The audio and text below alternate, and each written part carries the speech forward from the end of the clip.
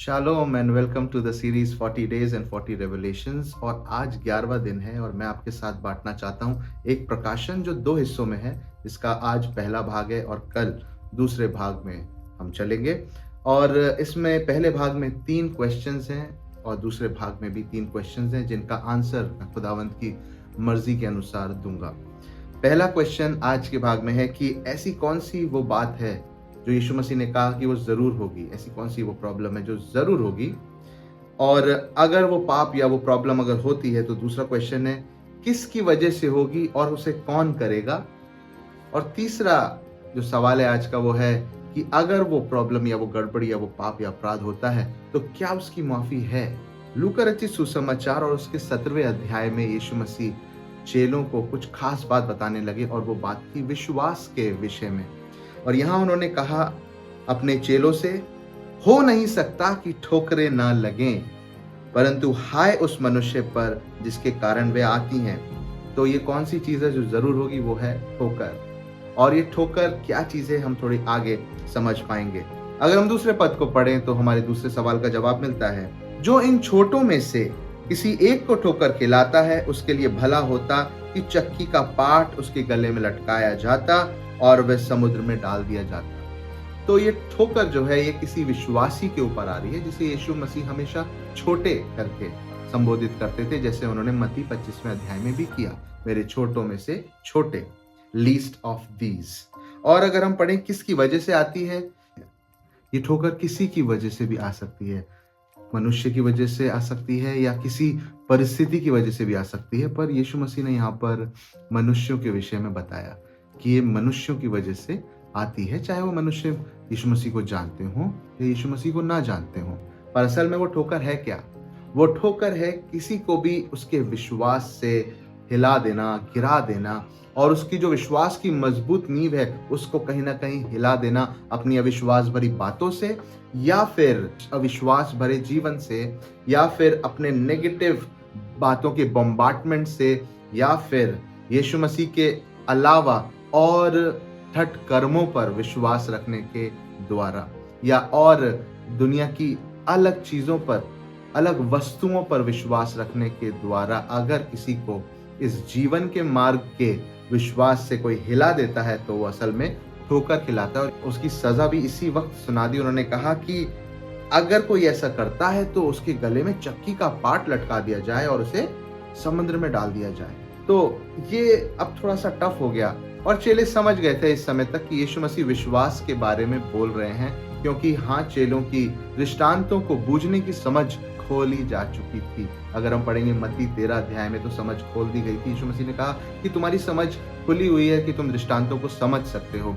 तो इससे हम समझ सकते हैं कि चेले समझ रहे थे कि यीशु मसीह जो दृष्टांत कह रहा है, वो ये जो बात कह रहा है वो विश्वास के बारे में है।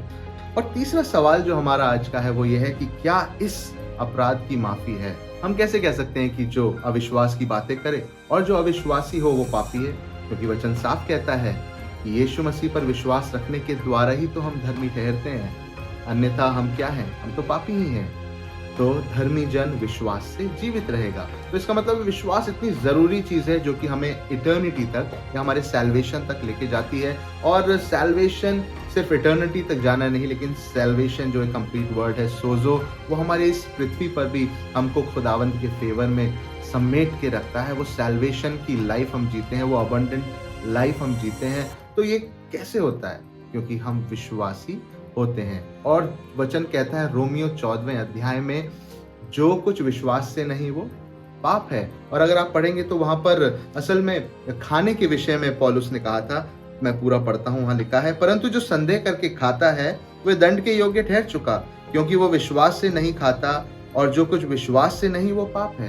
तो यहाँ पर खाने के विषय में बात है। तो क्या परमेश्वर का वचन भी खाने की वस्तु नहीं? हाँ, वो खाने की वस्तु है जो हमारे स्पिरिचुअल नरिशमेंट को पूरा करती है। और जब हमारा स्पिरिट मैन मजबूत होता है तो हमारा फिजिकल बीइंग भी मजबूत होता है। इसीलिए खाने के विषय में अगर बात है, और जो कोई विश्वास से खुदावंद का वचन नहीं खाता, या विश्वास से उसके प्रोमिसेस को नहीं लेता, या विश्वास से उसके गिफ्ट को, जो सैल्वेशन का गिफ्ट है, वो रिसीव नहीं करता, विश्वास से खुदावंद के कोड़ों पर विश्वास नहीं करता जो उसने हमारी बीमारियों के लिए खाए, और अविश्वास भरी बातें अभी भी मन में रहती हैं, तो वो एक पाप गिना जाता है मेरे प्रियो, वो अपराध गिना जाता है। इसलिए यीशु मसीह ने तीसरी आयत में कहा, लूका रचित सुसमाचार 17 अध्याय और तीसरी आयत में लिखा है, सचेत रहो यदि तेरा भाई अपराध करे।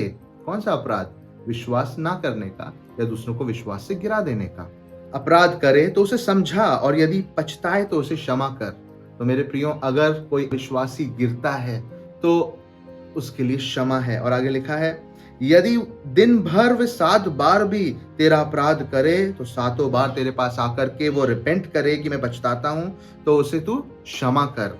तो इसका मतलब क्या है कि अविश्वास के लिए फॉरगिवनेस है, ये अविश्वास की बातें बोलने के लिए भी फॉरगिवनेस है। लेकिन अगर हम बात करें कि कोई व्यक्ति जो यीशु मसीह को जानता ना हो, अननोइंगली ठोकर खिला दे किसी को, तो यीशु मसीह ने क्रूस पर रहते हुए मेरे प्रियो क्या कहा था कि हे मेरे पिता, इनको क्षमा करना कि ये नहीं जानते ये क्या कर रहे हैं। हाँ, तो मेरे प्रियो, जो यीशु मसीह को नहीं जानते तो वो तो क्षमा के पात्र हैं, क्योंकि वो नहीं जानते हैं वो क्या कर रहे हैं, या वो जो उनको पता है वो वही बता रहे हैं। लेकिन अगर कोई यीशु मसीह को जान गया और उसके बाद भी कुछ अविश्वास की बातें, कुछ मिक्सचर में वो चल रहा है और किसी अच्छे विश्वास करने वाले की नींव भी हिला दे, तो चक्की का पाठ मौजूद है।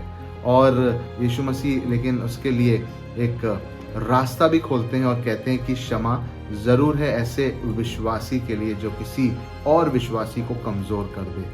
अगर कोई आकर के रिपेंट करे, माफी मांगे कि हाँ प्रभु यीशु, गलती हो गई, मैं जानता हूँ कि एकमात्र आप ही रास्ता है, एकमात्र आप ही चंगाई देने वाले, एकमात्र आप ही जीवित परमेश्वर पिता तक पहुंचाते हैं, एकमात्र आप ही यहोवा यीरे हैं और जो हमारे लिए मुहैया कराते हैं। हर चीज़ जो हम संसार में देखते हैं सब कुछ आप ही में बना है। अगर कोई रिपेंट करे, कोई नंबर नहीं है कि 7 बार ही, लेकिन 7 नंबर जो है एक परफेक्शन को दिखाता है कि जब तक कि वो बिल्कुल बदल ना जाए तब तक सच में माफ़ी है। लेकिन ऐसा क्यों करना है हमें?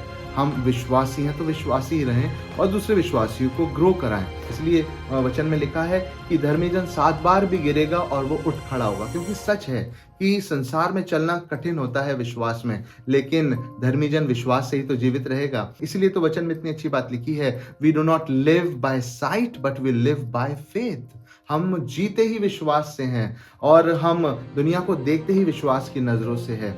विश्वास ही से तो हमारा उद्धार हुआ है, और विश्वास जो यीशु मसीह के उद्धार करने वाले लहू के ऊपर हमने किया है, जो विश्वास हमने यीशु मसीह के कोड़े खाए जाने पर किया है, जो विश्वास हमने यीशु मसीह को मार्ग और द्वार जानकर के किया है, क्योंकि वो कहता है कि मार्ग, सत्य और जीवन मैं ही हूँ, बिना मेरे कोई पिता के पास नहीं पहुंच सकता।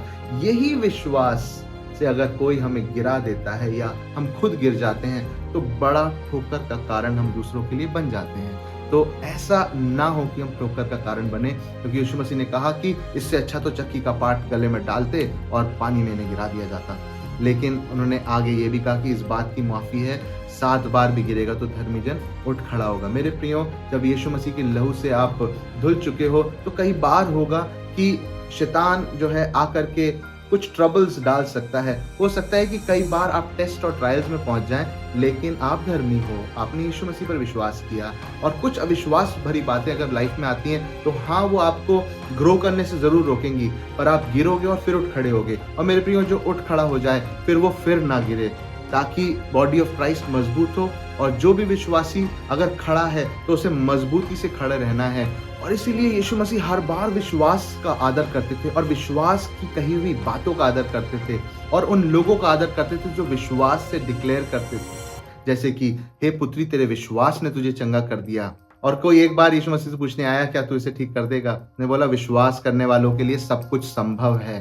तो इसलिए विश्वास एक इतनी बड़ी पूंजी है, विश्वास एक इतना बड़ा आधार है हमारे सैल्वेशन का और हमारी लाइफ का, कि हम अपने पिता तक विश्वास के द्वारा जो यीशु मसीह पर है पहुंचते हैं, और विश्वास के द्वारा ही हम अपने पिता को हे अब्बा और हे पिता कह के पुकार सकते हैं, और ये सब कुछ विश्वास के द्वारा ही होता है मेरे प्रियो। और इसी के साथ हमने अपने उन 3 सवालों को आंसर किया है जो हमने आज सोचे थे। वो पहला क्वेश्चन था कि ऐसी क्या चीज़ है जो होगी ज़रूर, ऐसी क्या बात है, और दूसरी बात यह है कि वो किसके साथ होगी और उसे कौन करेगा, और तीसरी बात यह है कि क्या इस अपराध के लिए या इस बात के लिए कोई माफ़ी है।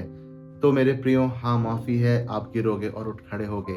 और कल हम आगे की 3 क्वेश्चंस को आंसर करेंगे, और पहला क्वेश्चन है क्या हम अभी भी इस ट्रैप में हैं, और दूसरी बात ये कि क्या होगा अगर ये प्रॉब्लम हट जाए पूरी तरीके से, और तीसरी बात ये कि इस प्रॉब्लम को हटाने के लिए हम क्या स्टेप्स ले सकते हैं। और मैं समझता हूँ कि आपने आशीष पाई आज की शाम। हम कल मिलते हैं।